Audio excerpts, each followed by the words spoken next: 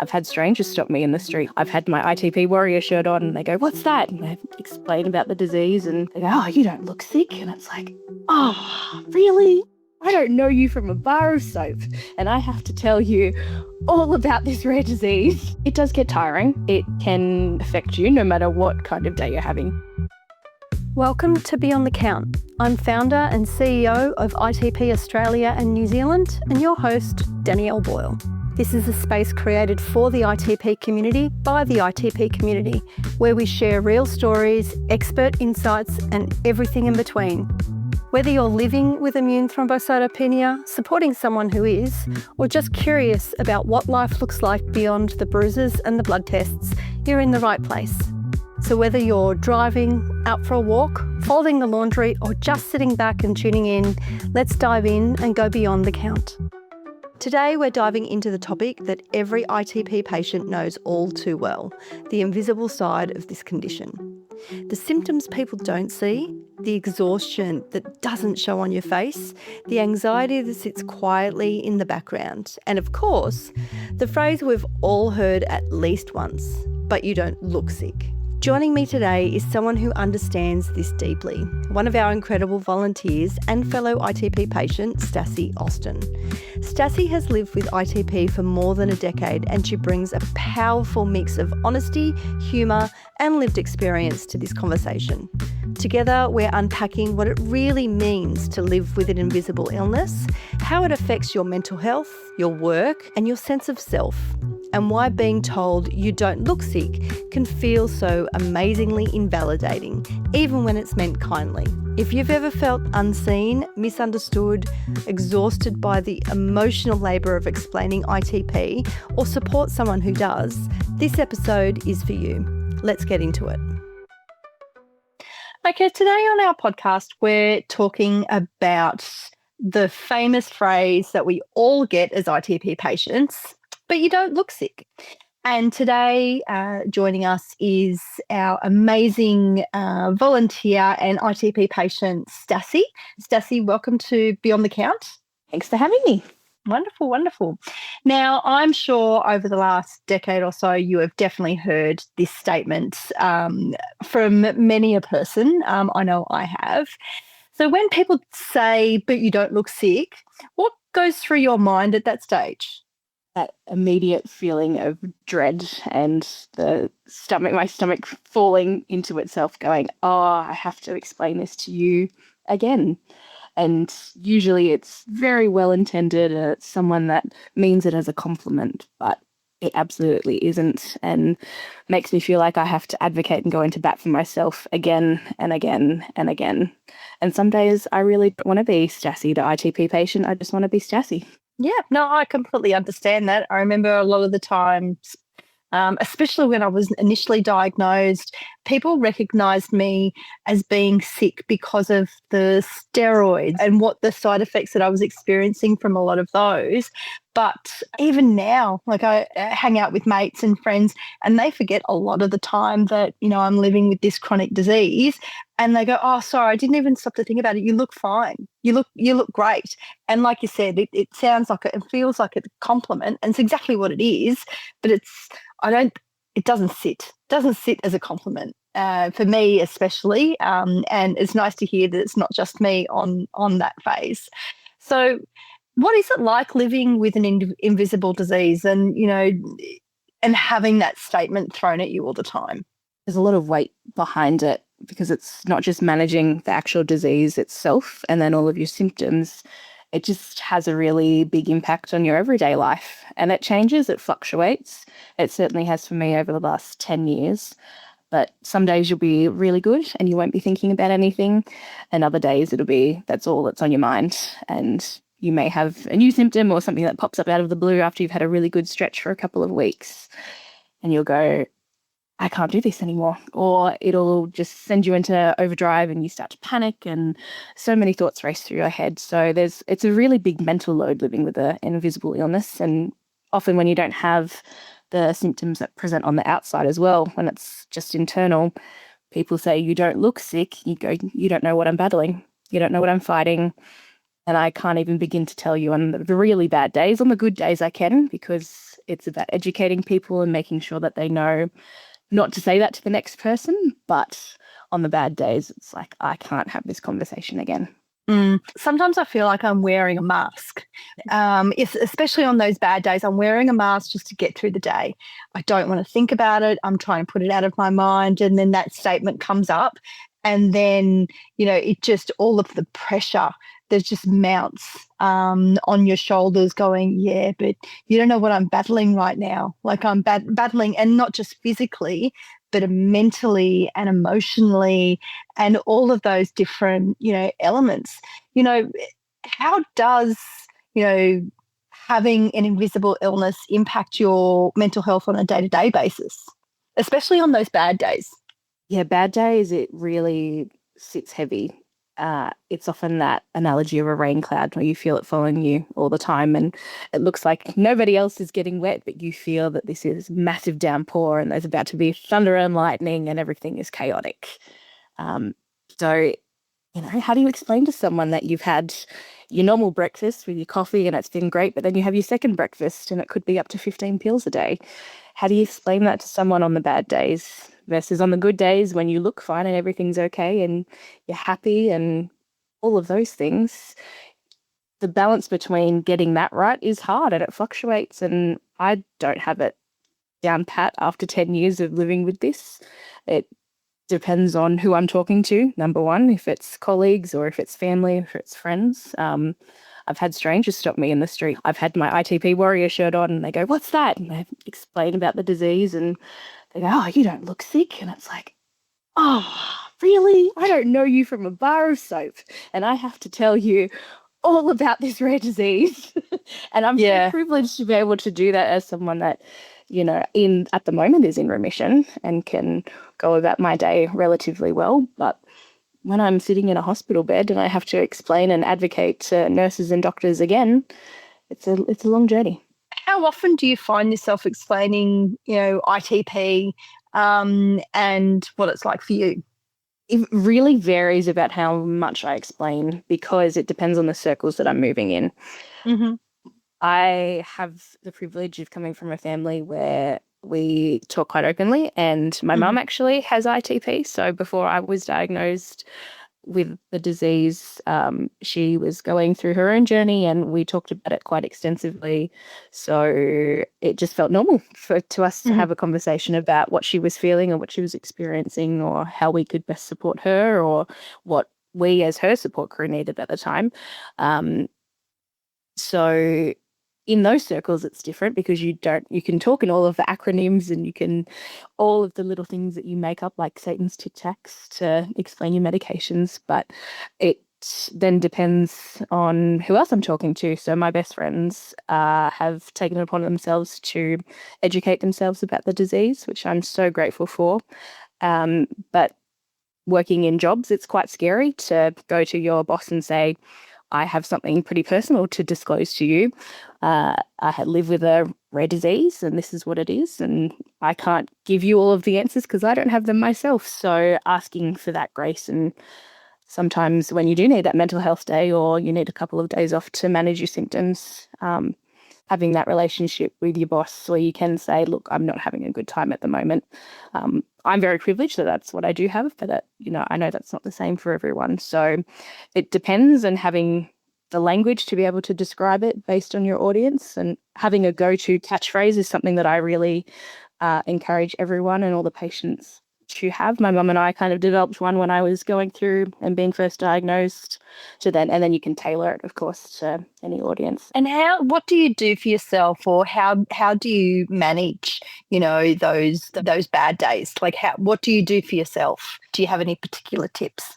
It's about knowing yourself well and getting really well acquainted with your body and your mind. It's also a journey and it changes as everyone's mental health journey does. It doesn't matter whether you're battling mental health illness. It can happen on your good days as well. I have a really good support system in place, and that's come from being part of the ITP community where I can message someone and say, "Hey, I'm having a really bad day. And I don't have to explain why I'm having a bad day or what my symptoms are. These people just get it. And even people outside of the community, my support crew, in my family and my friends, I have been so privileged to be able to gather these people around me to then be able to say, I'm not having a good day and I need help with this. Or if I don't respond to messages, my best friends will check in and be like, you haven't responded to this. And usually you are all over this. What are we doing? Where are you at? How can I help? For me as an introvert, sitting on my couch with my books, having a good cup of coffee, watching some sport, just taking some time out to physically rest and mentally rest when you're having to deal with a bad day, because it does take a really big toll and it's always running in the background. It's like having 150 tabs open on your computer and you start to hear that buzzing and whirring sound a little bit. That's your body's way of saying you need to take time off just to rest a little bit and recuperate. And I think the other thing too we have to remember is that's not weakness. That's an actual strength to be able to go, you know what, my body's telling me this, or I need this today, and giving yourself that time. It's a learned skill. It's not something that everyone's going to do on their own from day one. I know, in the early days for myself, I would just motor through and I would push through and I'll just, get up and keep going. Whereas now I'm like, no, I'm tapping out. I need a mental health day. I need a day to myself or some time to myself to be able to look after me. And I think that's a really big thing that we need to give permission to ourselves to be able to do that. So good on you for having that support network around you. But as you said, you've been working on this for a very long time though as well. So, but to be able to continually give yourself that time, spot on. And I hope that everybody in our community, whether you're a patient, where you're a support person, can actually see those signs and actually do that for themselves, not just in ITP, but for everybody to be able to do that, because it is a skill and it's a well-used skill for your entire lifetime. Thanks to our sponsor Sobi for their ongoing support of ITP Australia and New Zealand and our podcast Beyond the Count. What are some of the physical symptoms you deal with that others might not actually notice? As in ITP symptoms? There are so many physical symptoms that we deal with. It depends what kind of treatments you're taking and whether or not you get side effects from that, like our favourite Satan's Tic Tacs, where you end up being coffee all over. Yes. And we're talking about prednisolone or dexamethasone on that one, guys, just so you know. We call them Satan's Tic Tacs because they turn you either into Satan or they've been made by Satan. Simple as that. Absolutely. I am a bleeder, so I often have to carry around quite a big bag to make sure that I've got everything I need with me. My sister and I often joke my sister has type 1 diabetes and she also has to carry around a big bag, and sometimes we'll do a my bag's bigger than yours or a what's in my bag today, see what we've got in it.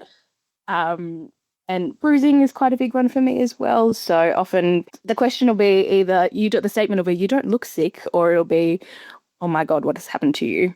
Because it looks like you're covered in bruises and things are happening. So, those are probably the biggest symptoms. Do you experience some of the other symptoms like bleeding gums, heavy menstrual period? It is an extremely big side effect, invisible side effect that a lot of women in the ITP community and those with bleeding disorders do actually go through. Don't forget fatigue as well. Fatigue is one of the biggest reported most common side effects that we all get. I'm not sure about you, Stassi, but I know I feel like I've got a head full of scrambled eggs. So my cognitive function declines, my output declines. I feel like I do the same job 6 times and then I start to go, oh, hold on, something's not right here, and then I actually have to go away and chill on the lounge, and watch some trashy TV or something like that as well. And like you said, some of the side effects from some of the treatments as well. They don't have a physical presence, but God, they can hit you like a brick wall. Some of them, definitely. 100%.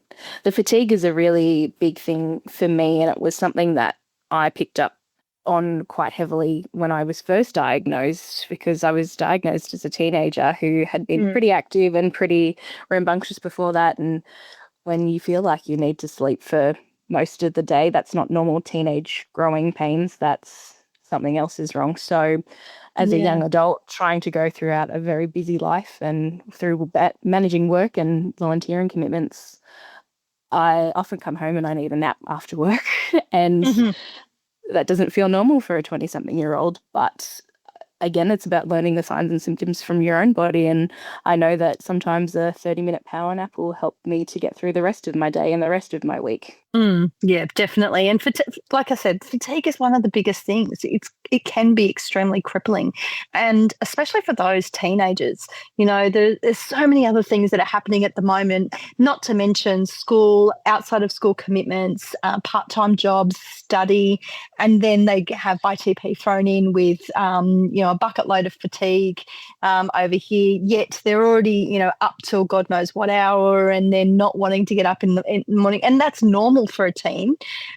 We know that's really normal, and then all of these other bits and pieces sort of tend to get thrown in as well. So it's really, really challenging. Can be extremely challenging. So what's it like repeating yourself and having to repeat yourself? Like, what sort of pressure does that put on yourself? It does get tiring. It can affect you no matter what kind of day you're having. When I'm in my really good days and really good moments, I don't mind sharing, because to me, being on the other side of going through treatment and living with symptoms day to day, I get to now educate people around a rare disease. So being able to share my lived experience, but then also what helps other people, it just raises awareness for the community and what I'm going through, and how other people who, even if they don't have ITP, how they can then support someone going through something similar, or if someone else is having a hard time. So I do find it to be a privilege when I can explain it. But on the days where I'm not having a good day, it's here we go again. I don't know how many times I can keep having this conversation, and still often I will say it, but I will walk away from that conversation going, that just felt really exhausting, or it will bring up memories of things that I might not want to be thinking about at that time. Yeah, no, that's understandable. I know I've got some personal experience when I was in my funnel, my absolute funnel. I was on the roller coaster. I was coming down at 1,000,000 miles an hour, ready for a U-turn around a loop-the-loop. Like it was not fantastic. And because, especially in Australia and in New Zealand, we as patients, if we're admitted into hospital, we generally get put into the oncology hematology ward. So you're in there with cancer patients. So a lot of the healthcare professionals, we have to also remember we live with a rare disease, and there are 7,000 reported rare diseases at present. So these healthcare professionals cannot be up to date with absolutely every single rare disease, including ITP. So having to explain ITP to your nurses every shift as they come on in, over and over and over again, especially when you're sitting there with the platelet count of 6. You've got IVIG going into your system. You're looking at 2 to 3 days worth of IVIG. It can be exhausting. I remember back in that time, I used to send them home with homework and go, tomorrow, when you come back for your shift, you could actually talk to me about ITP, because you're going to jump on the website and you're going to have a look, and you're going to come back and ask me more questions so I can help educate you. So it was a bit of a fun game at the time, because I was effectively making fun of some of the healthcare professionals, and shouldn't do that. But it's, it can be really challenging. And like you said, absolutely exhausting. And that's, I suppose, as happens again in emergency departments. The amount of times I've had to explain myself, like I've ended up in emergency recently, and not for ITP. The poor doctor came in to tell me I had a platelet count of 100 plus, and I went to give him a high five, and he was panicking. And I was like, "No, mate, this is excellent. This is absolutely wonderful." But again, I had to explain what ITP was, and don't stress if a platelet count is under 50, because that's generally where I sit. So it's constantly having those constant conversations, and that's why we created, I suppose, the wallet card with the QR code, so healthcare professionals could scan the QR code and get just a general download of, this is what ITP is, this is what you need to do, talk to their treating clinician, and have a chat with them. But it takes that burden, I suppose, off the patient, which I think is a little bit important, and something that we don't do enough within our community, and within the healthcare sector. We put the onus quite heavily on the patient, and if we're not great at the time, that can be a big problem, especially when we look healthy. Absolutely. I was just going to say that I have given out so many of those wallet cards and made everybody scan that QR code. I walked around my new workplace, airdropping the link to everybody, saying, this is what I live here. You all need to educate yourselves, because if I fall over in a heap, someone needs to ring an ambulance. Well, and that's the other thing too, right, is that you've started a new job, so you're having to do the explanation and the education all over again. And at times your job can be physical as well. So what are some of the signs? What are some of the symptoms? What are some of the things that, if you notice this, I need you to do X, and vice versa. So it's a big education process, a very big education process. And especially moving cities as well, and when you don't have your original core network directly there, it can be challenging as well. I'm glad that you've done that. That's absolutely excellent. That makes me very happy to know that. So what makes some of the, and we've touched a little bit on this, what makes some of the moments, of the, but you don't look sick, a little bit easier for you? When I can tell that it's actually a genuine statement and a question, and when people mean it in the best way, where they're giving me a compliment or they don't understand the pressure of what a rare disease can bring. When I know that it's actually genuine, and then I can just give a little bit of education around that, I'm more than happy to do that, because it gets our story out there, it gets my lived experience to that person, and then helps then shape the way that they approach other conversations. They might not turn around to the next person that they see and say, "Oh, you don't look sick." It's often, we as women often see it, right? In a workplace too, you might not wear makeup one day into work, and someone will say, "Oh my gosh, what's wrong? Are you okay?" And go, "I'm just not wearing mascara today. Thank you." Thank you, though. Thanks for your concern.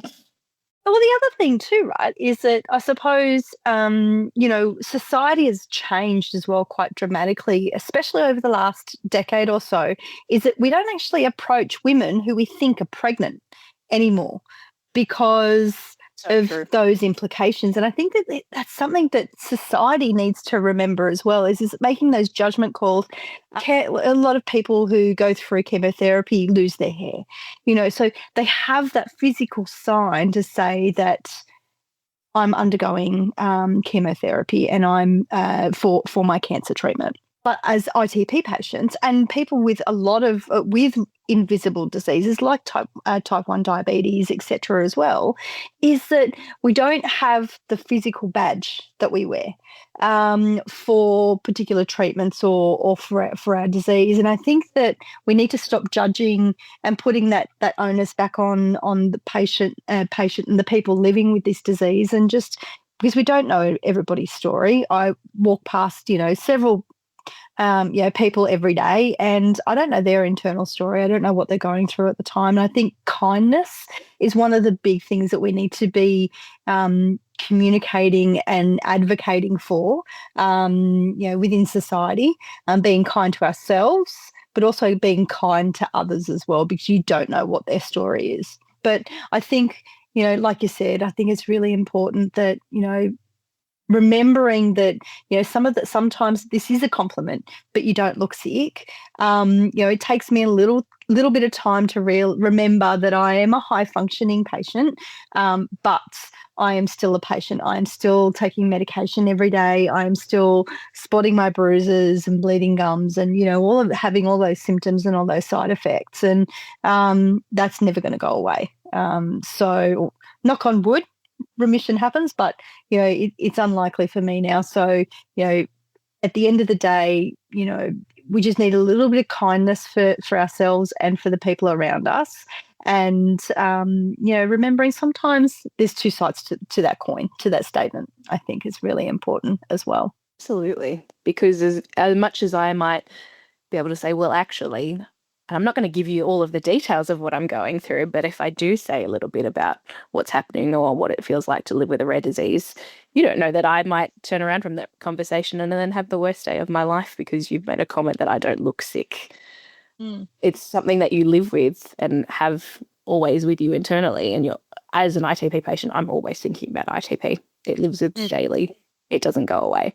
So for someone then to turn around and say, but you don't look sick, I go, sometimes, not that you wish for a physical manifestation of a symptom, but God, it would be easier.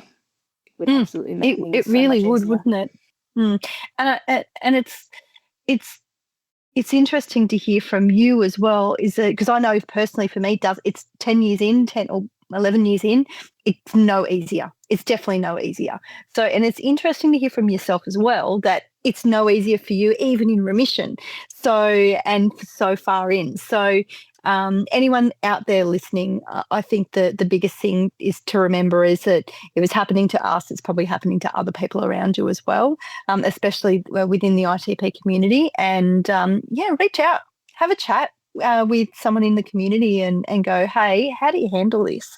What do you do with this? And, arm yourself a little bit more with so you can advocate for yourself and hopefully start to educate people around in your community as well. Thank you so much. I think that that covers absolutely everything in this podcast, and I look forward to having you again, Stassi, on a future episode. Thanks so much. I've loved it. Thank you. I hope you all got a lot out of today's episode. Before we wrap up, here are 4 key takeaways with our conversation with Stassi. Number 1, invisible symptoms are real and valid. Fatigue, anxiety, bruising, cognitive function, and fear don't always show on the outside. Your experience is real, even if others don't see it. Number 2, you don't owe anyone a perfect explanation. It's okay to keep things simple. It's okay to set boundaries. And it's okay to say, I don't have the energy to explain this today. Number 3, build your support network and use it. Whether it's family, friends, or the ITP community, having people who actually get it makes the hard days easier and the good days even better. Number 4, rest is not a weakness, it's wisdom. Listening to your body, taking breaks, and protecting your mental health are essential parts of managing ITP, not signs of failure. A huge thank you to Stassi for sharing her story and her honesty with us today. Conversations like this remind us how powerful it is when patients speak openly about their lived experience and how much it helps others feel seen and understood. And thank you to everyone listening. Whether you're a patient, a supporter or carer, or a clinician, or someone with a loved one, your presence in this community also matters. If you're looking for support, connection or information, visit itpanz.org.au. You'll find The Count, our quarterly magazine, patient stories, treatment information sheets, clinical guidelines and a wide range of resources designed to help you and your family feel informed and supported. Most importantly, you'll know that you're not alone. There's a whole community here just waiting for you. If this episode was helpful, please share it with others in the ITP community and leave us a review on your podcast platform. It helps more people find Beyond the Count. We've got more expert conversations, patient stories, and more coming soon. So hit the follow or subscribe button to stay updated. Thanks for listening as we go beyond the count together.